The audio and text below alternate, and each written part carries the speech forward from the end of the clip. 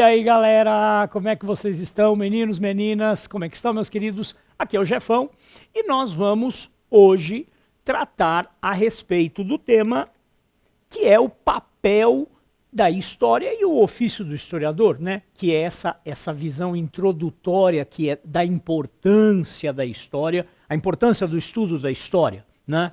Então, nós já começamos pensando da seguinte maneira: o que a história estuda? O objetivo da história é o estudo da ação humana ao longo do tempo. A ideia da história como o estudo do passado não é assim, não é isso. A história estuda a ação humana e a ação humana ao longo do tempo.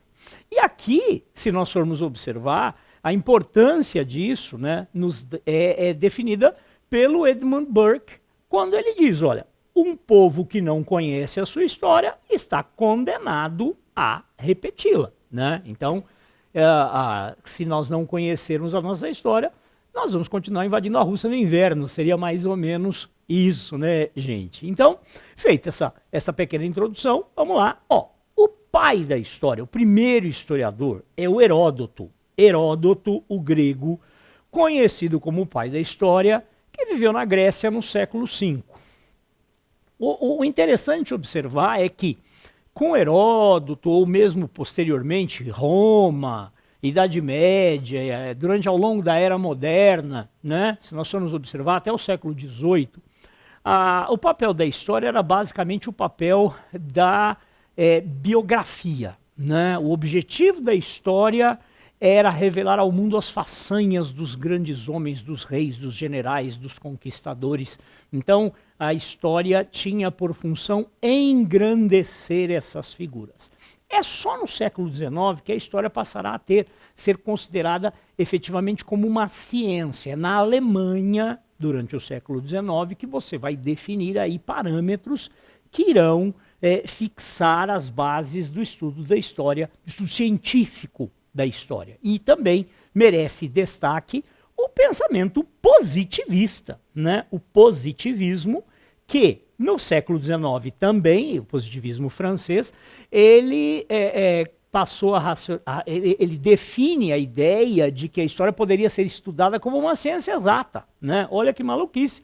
Mas os positivistas defendiam a ideia da história buscando a verdade absoluta. Seria possível encontrar a verdade absoluta, né? E uma ideia positivista também que se destaca é a tese da neutralidade do historiador, né? De que o historiador deveria abdicar de seus pontos de vista para atingir a verdade absoluta, portanto, uma visão de neutralidade, né? Também no século XIX nós vamos observar o surgimento do marxismo, né? do Karl Marx, o pensador alemão Karl Marx, que vai introduzir a teoria da luta de classes, né? E o chamado materialismo histórico, quer dizer, a ideia de que é fundamental para entender a história a conhecer o conceito da luta de classes, e a ideia também de que a economia é a base para os acontecimentos históricos, né? A economia é fundamental para que você entenda a origem dos acontecimentos históricos.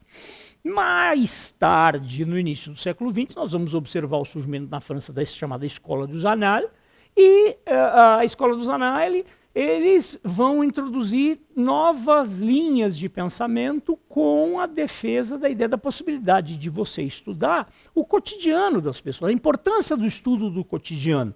Então, a alimentação, as roupas, as músicas, as vestes, sendo essas importantes fontes de informação para a gente chegar ao conhecimento, né? E, por fim, agora no século XXI, a ideia da história dos esquecidos, né? O estudo referente a homossexuais, a comunidade LGBT, o estudo da mulher, o estudo dos pobres, né? Daqueles que antes eram vistos apenas como figurantes dentro do estudo da história. Aqui nós temos o mapa mental, que depois vocês vão estudar, onde você tem aí um resumo do que foi visto aqui, e o reforço da nossa teoria, que é uma informação especial. Ó, não se esqueçam, ao longo do século XX, você desmonta a tese de que é possível que a história seja neutra. Tá? Então, aquela coisa positivista da neutralidade do historiador, hoje a gente sabe que é balela, não tem como você estudar a história abrindo mão dos seus pontos de vista. Tá certo, galera? Então, encerramos por aqui. Até nossa próxima aula.